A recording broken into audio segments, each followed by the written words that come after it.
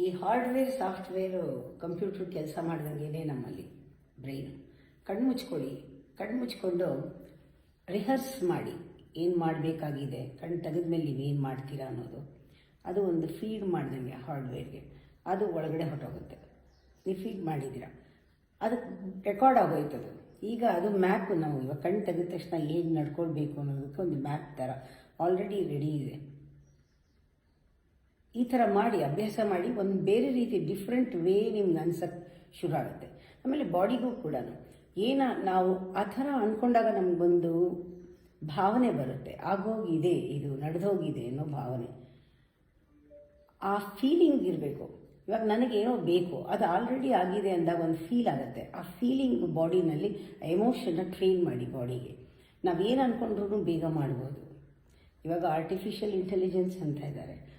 ಇದು ನಿಜವಾಗ್ಲೂ ಇದನ್ನು ನೆಗ್ಲೆಕ್ಟ್ ಮಾಡಬಾರ್ದು, ಕಾಮಿಡಿ ಥರ ತೊಗೊಳ್ಬಾರ್ದು. ಇದು ನಾಳೆ ವರ್ಕ್ ಆಗುತ್ತೆ. ನಮ್ಮ ಬ್ರೈನ್ನ ಯಾವ ರೀತಿ ನಾವು ನಮ್ಮ ಕಂಟ್ರೋಲ್ನಲ್ಲಿ ಇಟ್ಕೊಂಡು ಕೆಲಸ ಮಾಡಬಹುದು, ಕಂಪ್ಯೂಟರ್ ಥರ ಅದನ್ನು ಬಳಸಬಹುದು ಅನ್ನೋದು ಇಟ್ಸ್ ವೆರಿ ವೆರಿ ಇಂಪಾರ್ಟೆಂಟ್. ನಾವು ಅಪ್ಡೇಟ್ ಆಗ್ತಾ ಹೋಗಬೇಕು.